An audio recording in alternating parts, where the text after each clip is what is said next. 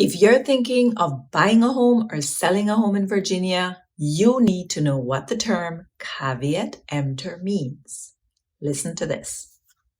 So first off, caveat emptor is a legal term, and because it's legal, they have to make it fancy, right? However, it's a Latin term that means buyer beware. In the state of Virginia, which is a state that is called a buyer beware state, what it means is that the buyer cannot seek damages from a seller for anything that they find out after the sale have been completed. Okay? It means that the onus is on the buyers to find out everything they need to know about that property before you sign off and close on that property. It's the reason you do home inspections specifically. You want to make sure that the property that you're purchasing is in the condition that you deem acceptable for that sale. Okay? Now, every buyer in Virginia will sign documentation stating that they are aware that this is a buyer beware state, meaning that the seller does not have to disclose or has not disclosed anything about the property. It's on you. And I actually pulled up the agreement because I want you to be aware what it does not include, okay? So it does not include the condition. And the term actually, the document actually reads that the owner of the residential property makes no representations or warranties as to the condition of the real property. That's why you do a home inspection.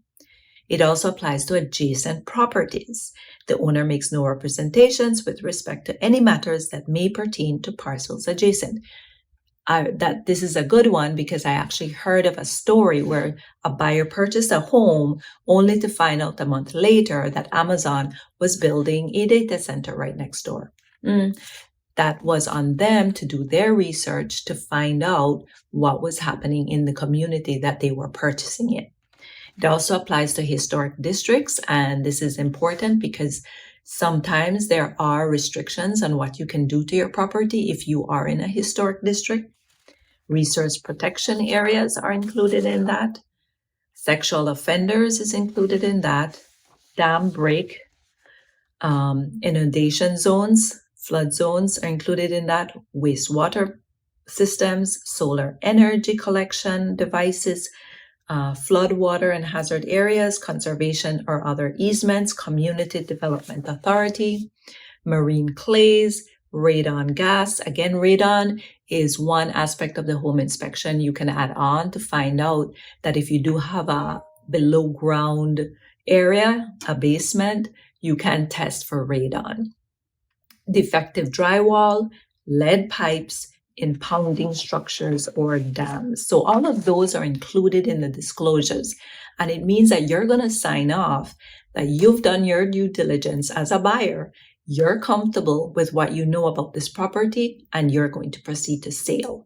So I hope you keep this in mind. If you have any questions, let me know. I'm happy to help you.